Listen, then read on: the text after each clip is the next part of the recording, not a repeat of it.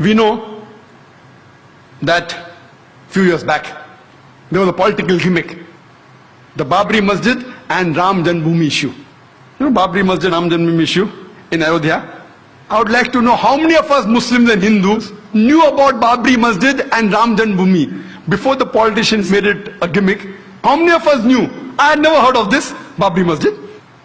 And when I asked the common Hindu, he had never heard of this. Only after the politicians made it a political gimmick, people knew about it.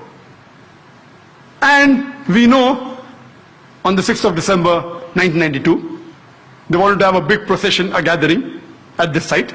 The Supreme Court had explicitly said that no gathering anywhere close to the disputed site. A group of politicians, they make it a political gimmick of JANMABHOOMI issue and the BABRI Masjid issue. They want to gather on 6th of December. The ruling politicians know very well that they have the Supreme Court backing. They could have easily stopped the gathering, easily. But then they think, if I stop, I may lose vote. So they let the gathering take place. The gathering takes place and then they say, spontaneously, the thousands of cars were gathered there. Spontaneously, the BABRI Masjid was destroyed, spontaneously. You know, there was live recording on the various satellite channels. We know that with trishuls and lathis, how can you get down a structure? Is it possible? No. They had planted explosives.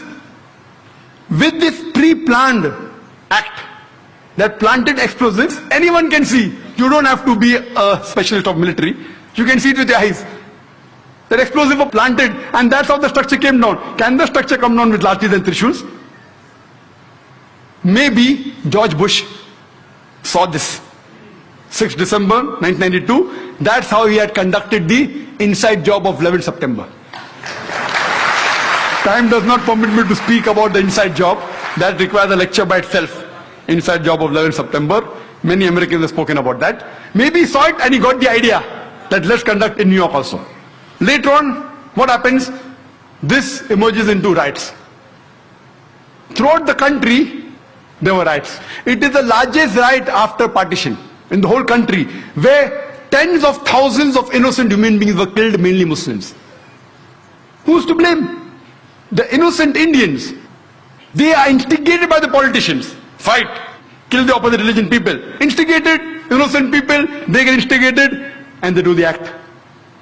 We know that even in Bombay, one of the cities that was maximum affected was Bombay.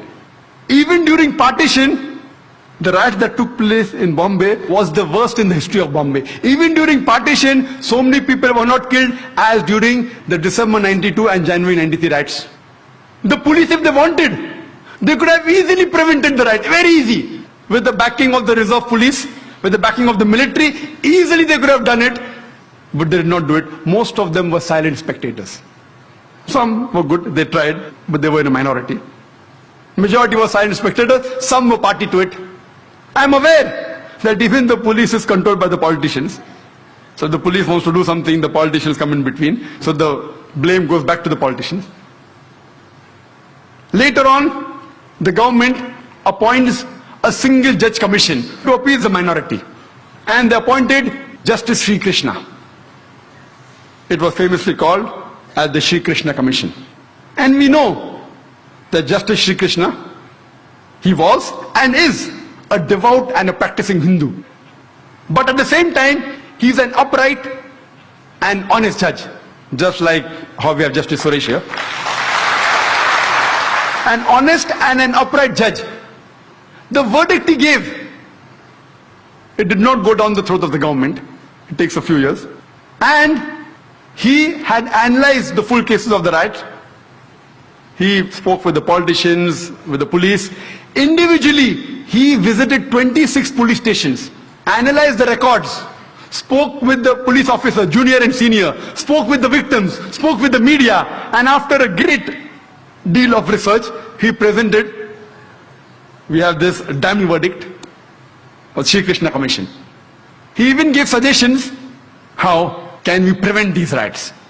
But you know, it takes time. By the time this happened, the government says bygones are bygones.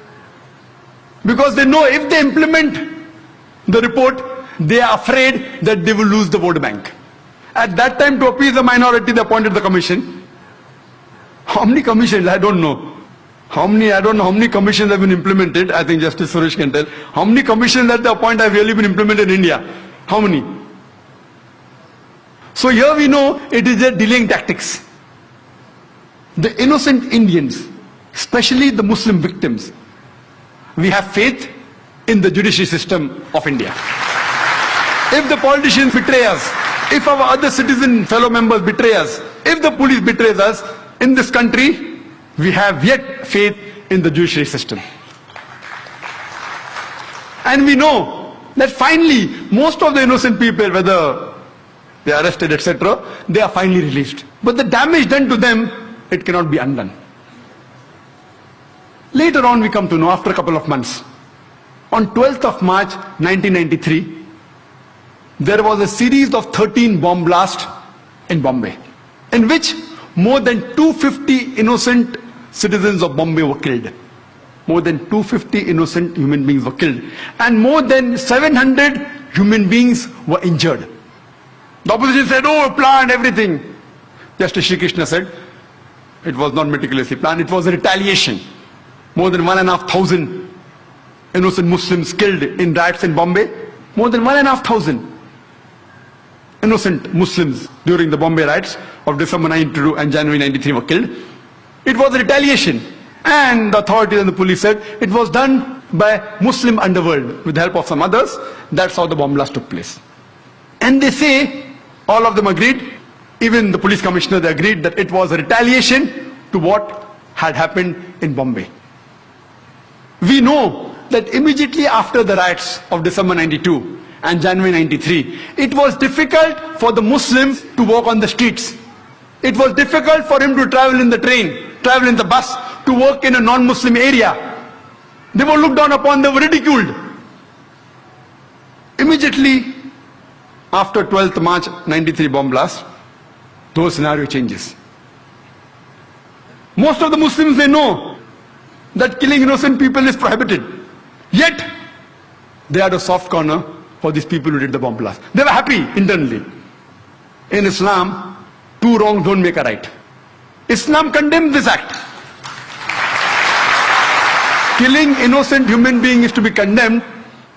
You cannot kill innocent human being if somebody else has done injustice to you. You can't kill a third person even if you belong to the same community. Islam prohibits that. Whoever did it, whether Muslims or non-Muslims, whoever killed more than 250 innocent human beings on 12th March 1993, Islam condemns it. Most of the Muslims knew that killing innocent people is haram, it is prohibited, yet they were internally happy. But you cannot use wrong means to reach a right goal. You cannot. Islam does not permit that you use the wrong method to reach a right goal. There cannot be any justification. We realize that Muslims are harassed, they were tortured, they were killed, but you can't justify the killing of innocent human beings. Imagine the family of those more than 250 innocent human beings. When they come to know that the Muslims have killed us, they will think, what kind of religion is this? What wrong did they do? Did they harass you? The person who has harassed you, if you catch him and put him to trial and he is a culprit and you punish him, no problem. All religions will give you permission. The innocent people killed on the street, what wrong they did to you? Imagine he will become a permanent enemy of Islam. Islam does not justify the killing of any innocent human being. It is to be condemned. When we realize the chain of sequence of events, who is to be blamed? We come to know that prevention is better than cure. Who is to be blamed? When we see the sequence of events, we come to know that if the opposition politicians, the politician from the opposition party, if they would not have used BABRI Masjid and JANMABHOOMI issue as a political plank, the Bombay bomb blast in 93 would have taken place. Later on, the politicians in power, they could have easily prevented the gathering. They could have easily prevented the destruction of the BABRI Masjid. Easily. They had the Supreme Court verdict. They had the military, they had the police, but they were afraid that if we do it, we'll lose vote bank, so they let the destruction take place. Second people responsible are the politicians in power. Third people, the innocent Indians, they are instigated against the minority. And they involve in killing of thousands of innocent Muslims. They are too responsible. But they're innocent people. Fourth people responsible is the police. The police could have easily prevented the riots in Bombay or anywhere in India, easily. The normal civilians, we are military trained. We cannot fight with the police. It's easy. It's very easy for the police of any city, especially Bombay, to prevent the riots. Very easy. Preventing terrorist attacks is difficult. I'll come to it later on. But riots is very easy. Easy. But they didn't do it. Some were afraid. There were a few who went out of the way and helped the innocent victims. But the majority were silent spectators. Some even were party to it. Some who were silent spectators, they were afraid that if we went against the politician, we would have been transferred. They too are to be blamed. Fourth people to be blamed are the police.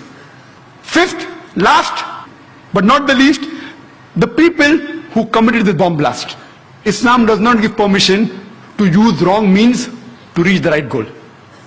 All five categories are to be equally blamed. If you want to stop terrorist attacks, go to the root cause. Stop the injustice. Stop the wrong done to a particular group of people and terrorism will stop.